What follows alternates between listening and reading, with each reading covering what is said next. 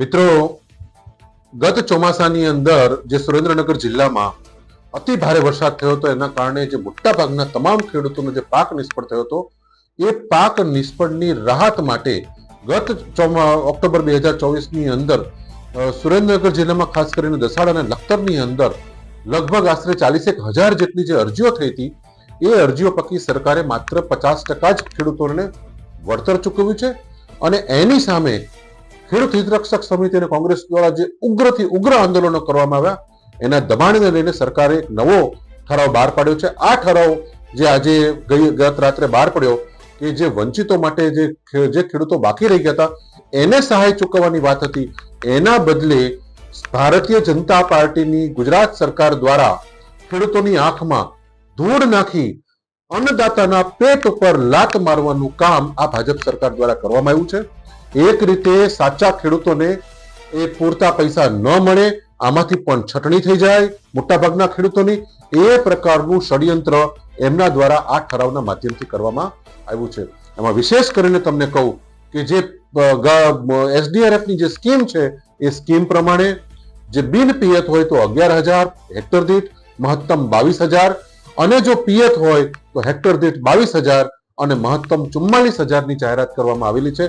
એ પ્રકારની નીતિ નિર્ધારિત થઈ ગયેલી છે. તેમ છતાં આ નવા ઠરાવથી સરકારે માત્ર હવે હેક્ટર દીઠ 11,000ની જ જાહેરાત કરી છે અને એ પણ માત્ર ને માત્ર કપાસના પાક પૂરતી જ કરેલી છે.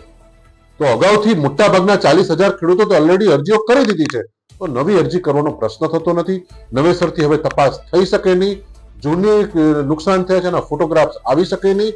સ્થાનિક ધારાસભ્ય જે પ્રકારની જે વિડીયોના માધ્યમથી જે વાતો કરે છે, જાહેરાત કરે છે, એ પણ એક પ્રકારે ખેડૂતોની અને અન્નદાતાઓની મસ્કરી સમાન છે અને આ પ્રકારની એ ષડયંત્ર કરી અને અન્નદાતાઓ સાથે મસ્કરી કરી શકાય નહીં, એના પેટ ઉપર લાત મારી શકાય નહીં. અમે બે હાથ જોડીને સરકારને વિનંતી કરીએ છીએ કે મહેરબાની કરો, આ ખેડૂતો તમારું પેટ ભરે છે, સૌથી વધુ તમને કર આપે છે, સૌથી વધુ તમને કોઈ જો જીવતા રાખે છે તો ખેડૂતો રાખે છે.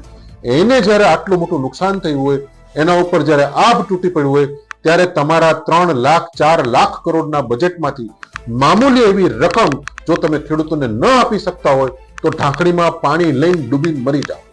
આજે ઓક્ટોબર 2024 માસમાં થયેલ ભારે વરસાદના કારણે સરકારશ્રી દ્વારા કૃષિ રાહત પેકેજ કપાસ જે જાહેર કરવામાં ગઈકાલે આવ્યું છે એ બિલકુલ મારી નજરે ખેડૂતો સાથેની એક છેતરપિંડી છે. કે આ જે પરિપત્રમાં જણાવવામાં આવ્યું છે કે ખેડૂતો 14/7 થી 28/7 સુધીમાં નવી અરજીઓ કરે, આજે તમામ ખેડૂતોએ આજથી 10 મહિના પહેલા અરજીઓ કરેલી જ છે. એ ખેડૂતો સહાયથી વંચિત છે. માટે આ પરિપત્રને ધ્યાનમાં ન લેતા જે વંચિત ખેડૂતો છે એ તમામને જૂની અરજીના આધારે જે તે પાકો ખેડૂતોએ દર્શાવેલા છે એ પ્રમાણે નિયત સહાય આપવામાં આવે એવી અમારી ઉગ્ર માંગ છે.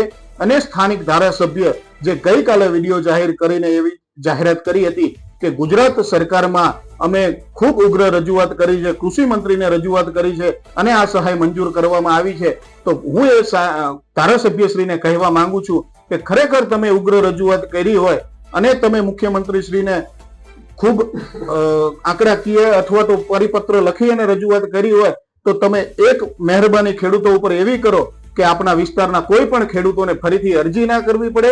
કારણ કે ખેડૂતોએ અરજી કરેલી છે છતાંય 10 મહિના સુધી ન્યાય નથી મળ્યો. તો હવે ખેડૂતો ફરીથી અરજી કરશે તો ખેડૂતોને ન્યાય મળશે કે નહીં એની કોણ જવાબદારી લેશે?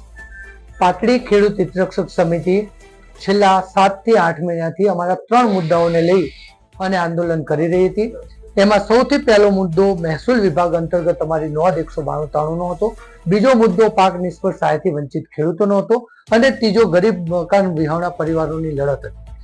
સૌ પહેલા તો મહેસૂલ વિભાગે એક સકારાત્મક અભિગમ અપનાવી અને જે 192 નો કાયમી નિકાલ કર્યો એ મુદ્દાનું અમારું નિરાકરણ આવ્યું અને એ વખતે અમારા પૂર્વ ધારાસભ્ય આદરણીય નૌશાદભાઈ સોલંકી પણ અમારી લડતમાં ખભેથી ખભો મિલાવીને અમારી સાથે લડ્યા. આજે જે અમારો બીજો મુદ્દો છે કે પાક નિષ્ફળ સહાયથી 12,000 થી પણ વધારે વંચિત ખેડૂતો અમારા દસાડા તાલુકાના અને 9,000 થી પણ વધારે ખેડૂતો અમારા લખતર તાલુકાના પાક નિષ્ફળ સહાયથી વંચિત છે. એ લોકોને સત્વરે એમને મળવાપાત્ર રકમ મળે, પરંતુ 10 મહિના કરતા પણ વધારે સમય વીતવા છતાં હજુ સુધી એ ખેડૂતોને એમને મળવાપાત્ર રકમ એમના ખાતામાં મળી નથી.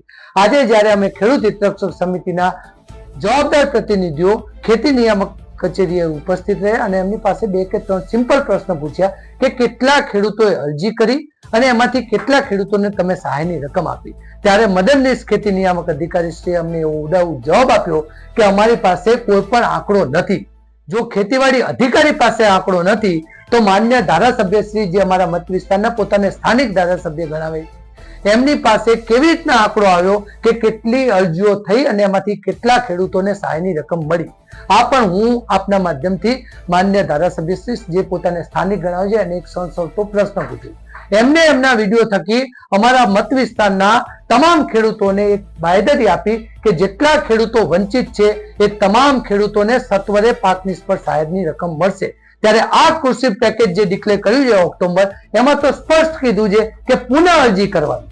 એટલે જો ખેડૂતો પુનઃ અરજી કરશે તો એમાંથી કેટલા ખેડૂતોને પાક નિષ્ફળ સહાય મળશે અને કેટલા ખેડૂતોને પાક નિષ્ફળ સહાય નહીં મળે એનો પણ ખુલાસો મત વિસ્તારના ધારાસભ્યશ્રી કરે. આ 2 બાબતોને લઈ અને આજે હું તમારી વચ્ચે ઉપસ્થિત રહ્યો છું. અમારી મુખ્ય માંગણી એક જ છે કે જેટલા વંચિત ખેડૂતોએ નિયત સમય મર્યાદામાં અરજી કરી છે એ તમામ ખેડૂતોને પાક નિષ્ફળ સહાય સત્વરે મળે અને ખેડૂતોની જે મસ્કરી કરવાનું ષડયંત્ર તમે તમારા માધ્યમથી ચાલુ કર્યું છે એ બંધ.